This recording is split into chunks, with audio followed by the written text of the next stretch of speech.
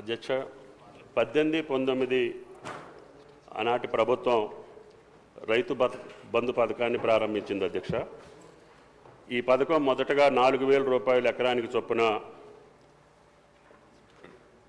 పంటకి అదేవిధంగా 2 దఫాలుగా నమోదు చేసి భూ యజమానులకు అదేవిధంగా ఆర్ఓఎఫ్ఆర్ పట్టాదారులందరికీ కూడా 19-20లో ఈ సహాయాన్ని 5,000కి పెంచడం జరిగింది. అధ్యక్ష, ఈ పథకం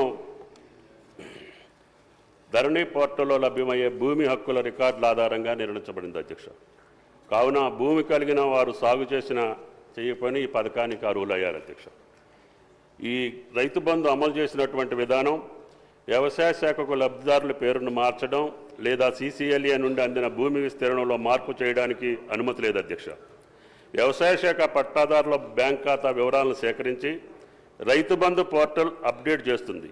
ఆ ప్రకారంగా RBI యొక్క యూకుబేర్ ప్లాట్ఫారం ద్వారా భూమి యాజమాన్యం విస్తీర్ణానికి అనుగుణంగా రైతుల బ్యాంక్ ఖాతాలకు నేరుగా ప్రయోజనాలు బదిలీ చేయబడుతున్నాయి. అధ్యక్ష, ప్రతి పంట కాలానికి ముందు CCLA కమిషనర్ నుండి గిరిజన సంక్షేమ శాఖ నుండి సేకరించిన పట్టాదారుల డేటా మరియు ROFR పట్టాదారుల ఆధారంగా ఈ పథకం కింద సహాయం అందించడం జరిగింది. అధ్యక్ష, ఈ పథకం ప్రారంభం అయినప్పటి నుండి 12 సీజన్లకు గాను 80,000 కోట్ల 453.41 కోట్లు రైతు బంధు కింద రైతులకు విడుదల చేయడం జరిగింది. అధ్యక్ష, అయితే 23-24కు సంబంధించినటువంటి సహాయం 7,625.14 కోట్లు మాత్రం మా ప్రభుత్వం చెల్లించింది. అధ్యక్ష, 18 వరకు పంటల సర్వే రెవెన్యూ శాఖ ద్వారా జరిగేది. అధ్యక్ష, అందులో గ్రామం వారీగా పంట వారీగా విస్తీర్ణాన్ని కంటి అంచనాలతో ఉజ్జాయింపుగా చేసేవారు.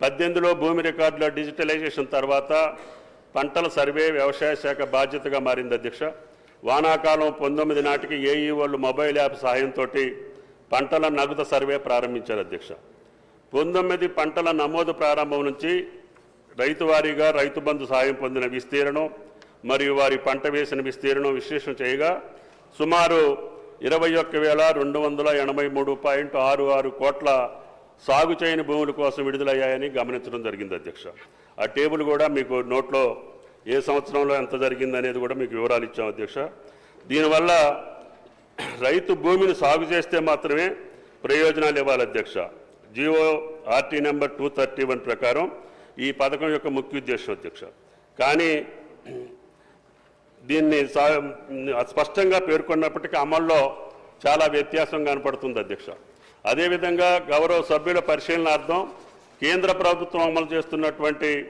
PM కిసాన్ యోజన కూడా ఈ యొక్క టేబుల్లో మీకు పొందుపరచడం జరిగింది. అధ్యక్ష, దీనికోసం ఈ యొక్క విధి విధానాలని రూపకల్పన చేయటం కోసం ఆర్థిక మంత్రి ఆధ్వర్యంలో క్యాబినెట్ గౌరవ ముఖ్యమంత్రి గారి ఆదేశాల మేరకి ఒక సబ్ కమిటీని ఏర్పాటు చేసుకొని దీని యొక్క విధి విధానాలని సక్రమంగా గతంలో మాదిరిగా కాకుండా పకడ్బందీగా రైతులకి సాగు చేసినటువంటి భూములకి ఇచ్చేటటువంటి పద్ధతులు ఏదైనా ఉంటే మీరు పరిశీలన చేయమని చెప్పి సబ్ కమిటీకి ఇవి ఏర్పాటు చేయడం జరిగింది. అధ్యక్ష, దాంట్లో భాగంగానే సబ్ కమిటీ రైతు భరోసా పథకం కోసం ప్రమాణాలు మరియు నిబంధనల కోసం అభిప్రాయాలు సేకరించేందుకు రాష్ట్ర వ్యాప్తంగా వివిధ వర్గాలతో వివిధ జిల్లాల్లో సమావేశాలు నిర్వహించాం.